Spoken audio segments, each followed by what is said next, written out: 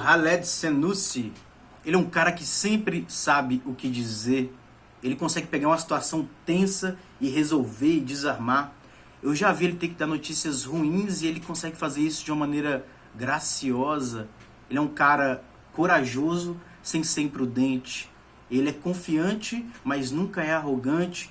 Ele é um cara generoso sem ser extravagante. É o tipo de pessoa que todo mundo quer estar perto, é o tipo de pessoa que todo mundo quer ser meio parecido. Parece que ele dominou a arte de ser uma pessoa. Senussi é o que Aristóteles chamaria de uma pessoa virtuosa. Pessoas raras, mas elas existem.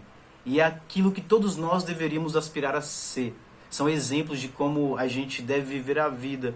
E é sobre como a gente deve viver que Aristóteles fala em Ética a Nicômaco. E a primeira coisa que você precisa saber é que Ética a Nicômaco faz parte daquilo que a gente poderia chamar de filosofia prática de Aristóteles. Como você sabe, Aristóteles ele divide a sua produção em dois grandes blocos, a filosofia teorética e a filosofia prática. A parte teorética é o estudo do universo, é do terreno do jogo, é esse mundão que está aí na nossa frente, é um mundo como ele é. A palavra teoria tem sua origem justamente em contemplação, contemplar o divino, ouvir a physis, observar a natureza. Você está lá assistindo uma aula e você se distrai e olha um calango passando pela janela e você olha o olho do calango e como que o olho do calango, ele é perfeito pro calango, ele casa direitinho com o resto do calango. Em mim seria uma mas no calango é adequado, ele permite ao calango enxergar, é grandioso, é divino, é encaixado e não foi o homem que fez.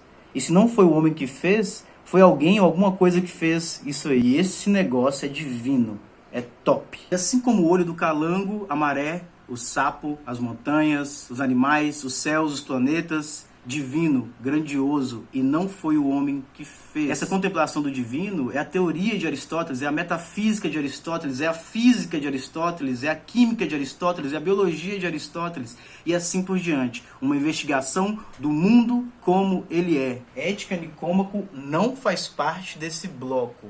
A ética, junto com a política, faz parte de outro bloco, da filosofia prática, que investiga não o mundo como ele é, mas aquilo no mundo que poderia ser diferente do que é. E aquilo no mundo que poderia ser diferente do que é, tem a ver com a vida do homem, com a ação do homem, com a conduta do homem. A ética, uma investigação que é mais particularizada, e a política, uma investigação no sentido da convivência em sociedade. Eis aí as duas coisas que podem ser diferentes do que são. O comportamento do homem, como eu ajo, como você age, o que a gente faz. E a política, como que a gente faz para viver junto. Nosso objeto é a ética, a investigação sobre como deveríamos viver para viver bem. E como deveríamos viver para viver bem, para viver felizes. E não dá para entender a ética de Aristóteles sem ter algumas noções sobre a sua compreensão do mundo. Mas você falou que a parte teorética era uma coisa e a parte prática era outra coisa. Agora você está dizendo que não tem como ter uma sem ter a outra. Sim, exatamente isso. Aí você me deixou confuso. Não deixei não. São coisas diferentes, mas elas são coerentes entre si. Então, se você quer entender por que nós deveríamos viver do jeito que nós deveríamos viver, você precisa entender o que Aristóteles achava do mundo como ele é. Por quê? Porque a discussão sobre como nós deveríamos viver, ela tem a ver com a discussão sobre como o mundo é. Por isso que naquele famoso quadro, A Escola de Atenas, do Rafael Sanzio, Platão aponta para cima e Aristóteles aponta para a terra. Porque toda a reflexão aristotélica, ela é inseparável do mundo como ele é. Não adianta vir aqui me dizer como eu devo viver na Lua ou em Marte, porque eu não vivo na Lua ou em Marte. Eu vivo aqui, eu vivo em Montes Claros. E aqui o que dá pra fazer é isso. Então vamos discutir o que dá pra fazer aqui onde eu tô. Não adianta vir me dizer o ideal de uma cidade justa, não sei aonde. Vamos discutir o que dá pra fazer nas situações que são as nossas. Aqui Aristóteles se distancia espetacularmente de Platão.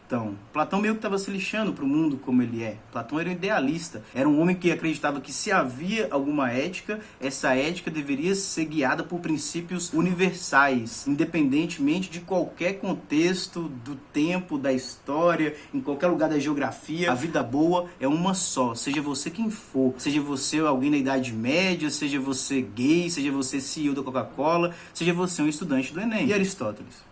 Aristóteles te dirá, eu não sei onde está esse mundo das ideias, O que eu posso dizer é o seguinte... Malandro, qual que é a sua? Ah, eu moro no norte de Minas, em Moque, na Vila Regina. Então vamos ver o que dá pra fazer no norte de Minas, em Moque, na Vila Regina, sendo você quem você é, onde você tá, com o que você tem. Para entender a ética de Aristóteles, temos que entender a concepção aristotélica de universo, porque a ética é sobre como nós deveríamos viver, e a gente vive onde? No universo. E qual que é a concepção aristotélica de universo? Em uma palavra, ordem. O universo é cósmico. Isso quer dizer que o universo é ordenado, é compreensível, tem uma lógica, tudo tem o seu lugar, tudo tem a sua razão de ser. A maré mareia, o sapo sapeia, o vento venta, o olho enxerga. Tudo tem o seu papel, tudo é organizado do jeito que é para se encaixar no seu lugar, que é o lugar natural, e buscar a finalidade que é a sua. Aristóteles compara o universo como um grande bicho, e toda célula desse bicho tem a sua função. Qual que é a função do olho do calango? Enxergar. Qual que é a função do vento? Ventar. E o vento ele é feito para ventar, e ventando ele poliniza, ventando ele refresca. Você já imaginou se ao invés do vento ser vento ele fosse rolo de macarrão?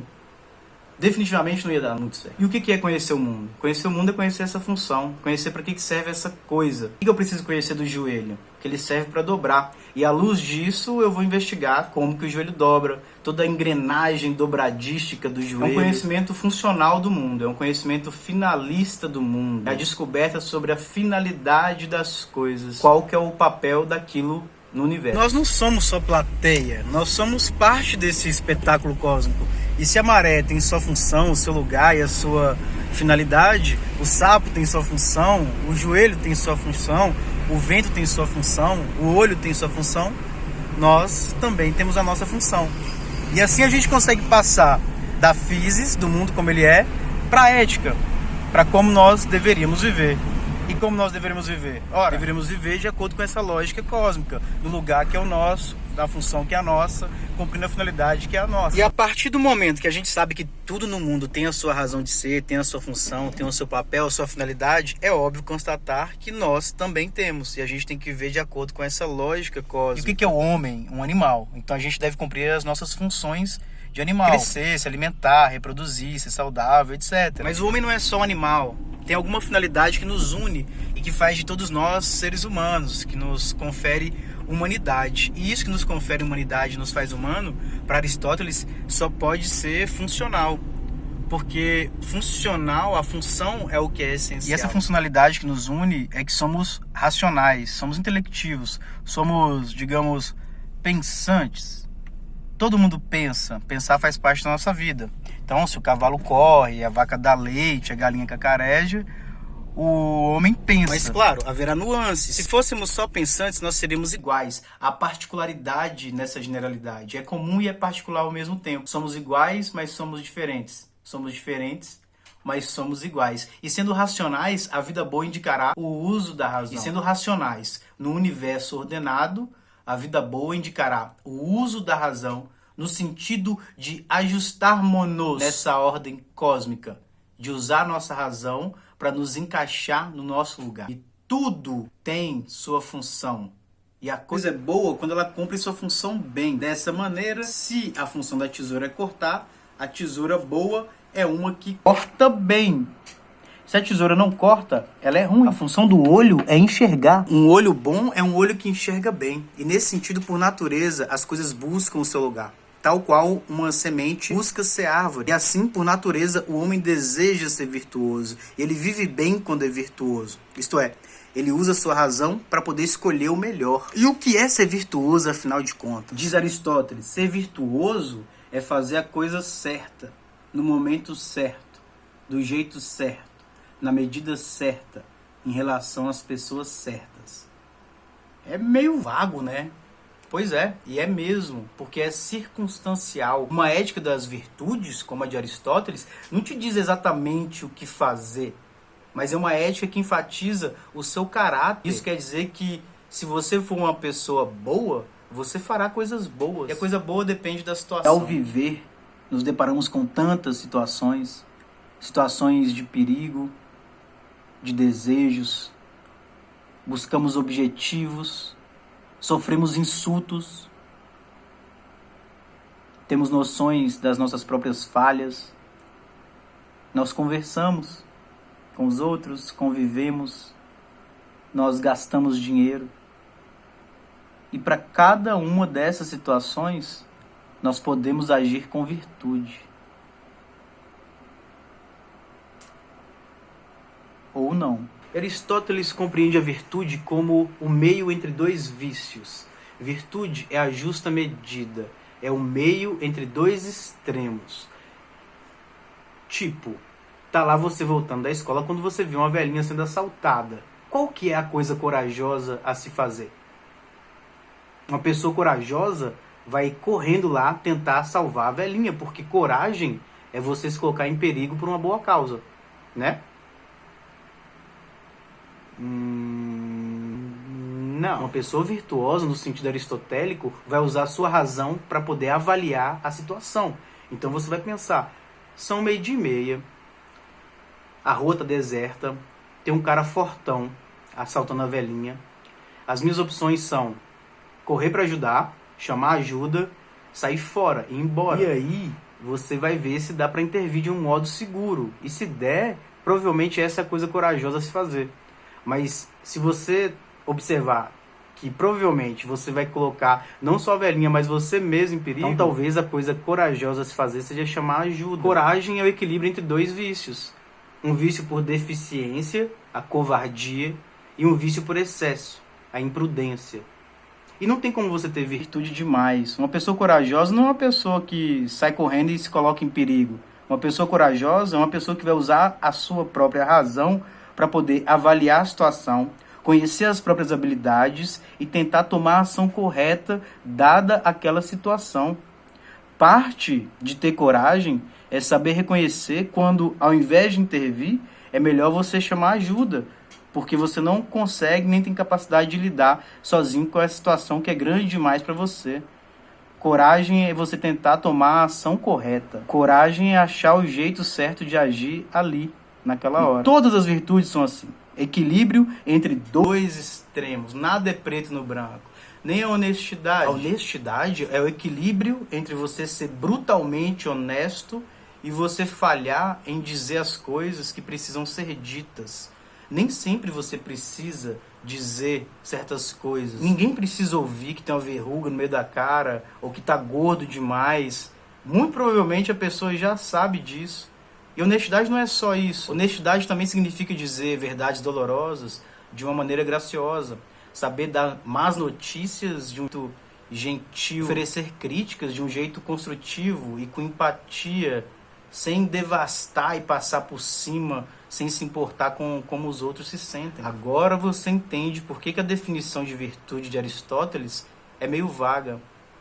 Porque a justa medida depende da situação. E virtude não é uma coisa que você aprende nos livros. Você aprende a fazer a coisa certa, no momento certo, do jeito certo, em relação às pessoas certas, fazendo a coisa certa, no momento certo, da maneira certa, em relação às pessoas certas. Ou então, imitando exemplos, como o meu amigo Senus. Isso quer dizer ainda que ser virtuoso não é exatamente uma ação, mas sim um hábito, um modo de levar a vida que vai se incorporando e virando parte do seu caráter na medida que você repete, e de repente isso se dá sem esforço. Diz Aristóteles que você é aquilo que você repetidamente faz. A excelência, portanto, não é um ato, mas um hábito. E se você não é assim, você não é virtuoso, você deve se tornar assim, porque esse é o caminho para você se elevar como ser humano e se encaixar no seu lugar natural. Pô, mas isso não me parece uma coisa muito fácil. Muito pelo contrário, parece ser uma coisa muito difícil. Por que diabos a gente deveria fazer isso? Para alcançar a eudaimonia, que é o bem supremo do homem. E o que é um bem supremo? Antes, você precisa saber que uma coisa mais importante do que o seu lugar natural e a sua atividade é o telos. Telos é propósito, é finalidade. E tudo no universo tem uma finalidade que é a sua. Nada é de bobeira, nada é sem finalidade, nada é sem ter para onde ir ou para onde chegar. Aristóteles diz, a natureza não faz nada em vão. Vida boa depende dessa finalidade. E o que é isso que a gente chama de vida? É um esforço para alcançar essa finalidade. Tudo o que fazemos é com a finalidade de algum bem. que por sua vez a gente busca com o objetivo de um outro bem superior, que por sua vez a gente busca com o fim de outro bem superior. Daí eu te pergunto, por que você está estudando? E aí você me responde, para poder passar na prova. E por que você quer passar na prova? Para poder me formar. E por que você quer se formar? Para eu poder entrar na faculdade. E por que entrar na faculdade? Para conseguir um emprego. E por que emprego? Para conseguir dinheiro. E por que dinheiro? Para poder viajar. E para que viajar? Para poder aproveitar. E por que aproveitar? Para ser feliz. E perceba, ninguém é idiota de perguntar para que ser feliz. Ser feliz é o final da escada, não é um degrau para um outro degrau. Em outras palavras, há coisas que fazemos porque são úteis. São instrumentos, são estradas, são meios para a gente poder alcançar uma outra coisa, um bem superior. E tem outras coisas que fazemos por elas mesmas. Supremo, por sua vez, é algo que não vale por causa de alguma outra coisa, que ele não serve para uma outra coisa. Ele é o máximo, ele é o mais superior, ele vale por si só, ele esgota-se em si mesmo, ele se basta. E eudaimonia é uma palavra grega que não tem uma tradução exata. Em português, geralmente é traduzido como felicidade, só que é mais do que isso. Eudaimonia é uma vida bem vivida, é uma vida que vale a pena, é plenitude, é prosperidade, é realização. Em Portugal, geralmente se traduz como florescimento, que tem muito mais a ver com a filosofia de Aristóteles. Uma vida eudaimônica é uma vida que vale a pena. A vida virtuosa é uma vida eudaimônica, que é uma vida feliz, encaixada, uma vida boa, adequada e que vale a pena. Se somos diferentes entre nós, se temos habilidades diferentes, vocações diferentes, apetites diferentes, isso é sinal de que temos um papel singular, particular e diferente dos demais. Um telos particular. E daí nós podemos viver encaixado no que o universo espera de nós. Entretanto, como nós estamos falando do comportamento do homem, se você age de um jeito, você poderia ter agido diferente. E só faz sentido a gente falar em ética, como nós deveríamos viver, porque há a possibilidade da gente viver como não deveríamos viver. E se há um lugar natural onde deveríamos viver e a possibilidade de não vivermos como deveríamos viver, conclusão, há a possibilidade de vivermos fora do nosso lugar, de vivermos desalinhados, desencaixados, sem usar nossa razão para poder se ajustar com a ordem cósmica. Ou seja, você pode viver em desarmonia entre a sua natureza e a natureza do mundo, em desarmonia entre as suas habilidades e o que o universo espera de você, desperdiçando os seus talentos por não buscar o seu telos, desperdiçando os seus talentos por estar fora do seu lugar, que é aquele que mais faz jus ao que você tem de melhor. Quando você vive fora do seu lugar, você ferra com o universo e você ferra com você mesmo.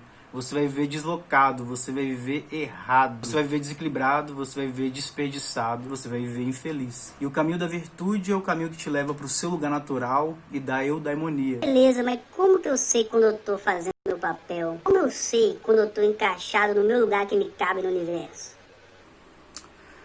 Aí é com você.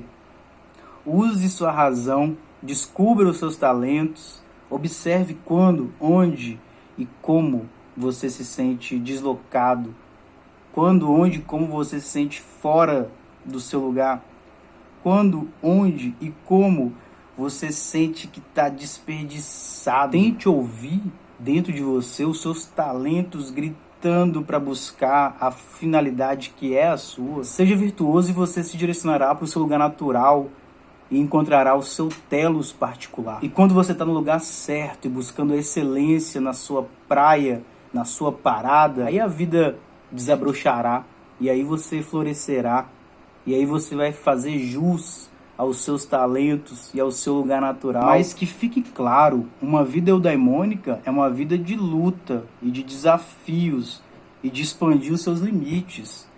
É uma vida de vitórias e de derrotas, porque afinal de contas, a gente sempre encontra um mundo na nossa frente. Situações e circunstâncias na nossa frente. E para uma semente crescer e se tornar uma árvore, é preciso ter um solo adequado, é preciso ter condições adequadas, é preciso regar, é preciso cultivar. Difícil? Sim. A recompensa, a maior de todas, que é uma vida feliz. A vida eudaimônica é o prêmio de uma vida ética. Na vida eudaimônica, você dá match com o universo.